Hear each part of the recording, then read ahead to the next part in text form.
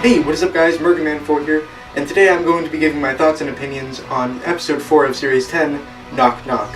This is the first episode of series 10 to be written by a newcomer, Mike Bartlett, and it's a pretty decent introduction. The episode starts out pretty grounded in reality with a bunch of university students, including Bill, trying to find a new home, and then the character of the landlord approaches them and offers them a house. So it looks like Bill is not going to be a full-time TARDIS companion, kind of like Clara was jumping in between TARDIS life and real world life, and same with Amy and Rory later in their run, which is a little bit disappointing because the last few companions have been like that, spending some of their time on Earth in the real life and then some of their time in the TARDIS with the Doctor, whereas most companions before the Moffat era were full-time TARDIS companions. Like, they were on the TARDIS pretty much their entire run on the show. They didn't keep going back home and then coming back on whenever they pleased. However, I do like the idea of Bill using the TARDIS as a way of moving all her things to the new house. I thought it was really clever. And of course, as is the usual, she's asking more questions right from the very beginning of the episode. And the Doctor reveals to her that he is a Time Lord. And he briefly mentions regeneration. And so Bill, of course, questions what this is. And he is kind of hesitant to answer. A lot of people have been reading into this, including myself actually, as a foreshadowing towards the 12th Doctor's upcoming demise. And I watched a review of the episode by the Who Addicts, who said that they think that the Doctor's just shrugging off the question because it's a perfectly natural thing for Time Lords, so we wouldn't really think much of it. But I think, watching the scene over, I think that it portrays a little bit more hesitance, like he's trying to shy away from the subject because he's uncomfortable about it. Oh, the questions. Time loss, that's enough for now. Those are the vibes that I'm getting from Peter Capaldi, and so, I don't know, maybe it is intentional, maybe not, but personally, I feel like it's kind of the Doctor senses that he's going to be regenerating. And that would kind of make sense because Stephen Moffat and Peter Capaldi have said that this regeneration isn't as straightforward as other ones. Anyways, moving on to the main meat of the episode, I think it's got a really good atmosphere around it. It's built up as a horror story, and in the end, it's not as horror as you would have expected it to be, kind of like Hyde in 2013. But there were a fair few creepy moments throughout it, and the house was filmed excellently, and the sounds, this episode relies on sounds a lot. I didn't get an opportunity to listen to the binaural soundtrack, so I'm not sure how that is, but even with like the regular soundtrack, the creaks and groans and scuttles of the house really add a good effect to it, and it's shot in a really atmospheric way. So it really does give a good sense of horror and terror, and so I like that quite a bit. It's definitely the spookiest episode we've had for a while. Anyways, we have the students starting to move into the house. And I really like, there's a scene with Bill in her room as she's first got her stuff in there, and I really like this scene because it just adds a whole bunch of realism to her. She takes out the photo of her mom, and she shows it to her and says, "Aren't you proud, Mom?" And it's little things like that that just ground her character in reality and make her feel like a real person. And I really like that about this episode. And what's great too is that she acts with a bit of wariness. She isn't just jumping into this whole thing without thinking it through first, like some of the other students did. They signed the contract right away. She's a little bit hesitant because it is a creepy house. The guy is a little bit creepy. So especially like with the deal he's giving them that's so cheap, I think it's good to be able to show that she is intelligent, she's thinking things through, and she is a little freaked out even when she doesn't think anything is actually going on, which you can see when she first starts moving her stuff in. What I also really like about this is even though we haven't gotten too deep into the landlord's character yet, by this point in the episode, he's got this really subtle creepiness to him. It's just the way he smiles and the way he talks. It's just, you can sense that there's something going on. But it's very under the surface and restrained, and I think that worked beautifully. David Suchet's performance throughout this was so well done, and it's probably my favorite part about the episode, but I'll get into that a little bit later. Anyways, we have the Doctor barging in because he suspects something's up, but Bill's really embarrassed about him and is just trying to get him away. But the Doctor tries to join in on the fun because he knows there's something up with the house and he wants to find out what it is. Bill is certain that there's nothing, but the Doctor's going to prove her wrong. And kind of like before when the Doctor's tried to be hip and cool and young, I think the scene where he's trying to do that again is kind of jarring. He's trying to, hang out and have a good time.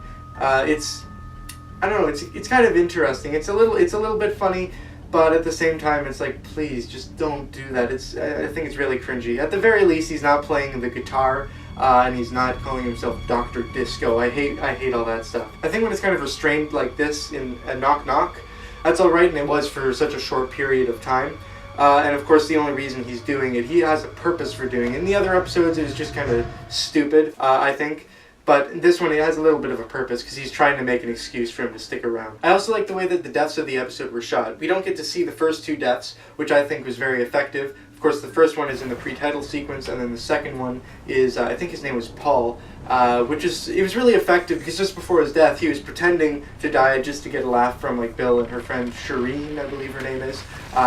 He's going near the door, grabbing his head and pulling himself back, making all these ghoulish noises, and then he actually dies, and we don't get to see that. And we do get to see later deaths, which they are still pretty creepy with all the, I think the doctor called them dryads, crawling all over them and then just kind of devouring them. I thought that was really well done. But my personal favorite was when we get the reveal of what happened to the first character who died. I'm sorry, I can't remember his name, but I knew that we were going to see it when Bill and Shireen entered the room, and I was like, please be something gruesome, please be something gruesome. Because I wanted something that was a bit more, properly scary. And that's what we got. The makeup here was really well done. We've got the guy just stuck in the wall as if he's being devoured by it. And yeah, the makeup was spot on here. Really creepy. And then of course the landlord comes in, saying you signed the contract, it's time to pay, we must all pay our dues, stuff like that. And you really start to realize that the landlord is some sort of evil person. He's doing this on purpose. And he's just so calm throughout the whole thing. It's really creepy. So of course I mentioned the dryads when I was talking about the deaths. They were a little bit underused in this, but I mean, there wasn't really much they could do to take the forefront, because that's the landlord. He's the main villain. These guys are just kind of like henchmen, even though they're the driving force behind the landlord. And so there were a couple creepy scenes with them. Of course, I mentioned when the characters get essentially eaten by them. It was really effective to me when I first saw the horde of them coming out from behind the door, where the Doctor and Harry were trapped. Just because they're insectoid like that, it already added a little bit of creepiness to it. And they're certainly not the most effective villain, but once again, that's the landlord's job. They're just kind of there to provide the background and the reasoning as to why and how the landlord is doing this. And now we get to see Eliza for the first time. This is supposedly the landlord's daughter, and the makeup on her is so good. It's very believable and absolutely stunning job. We'd seen her in the trailers a couple times, and I was expecting her to be like a monster, not just, a suffering person. So that was a bit of a surprise to me. But yeah, so this is the landlord's daughter, so he says. But then the Doctor and the landlord come up and join Bill with Eliza, and then we get the big reveal of how this all got started, and why the landlord is doing this. Something that I'm really happy about in this episode is that Bill really took a forefront in figuring things out.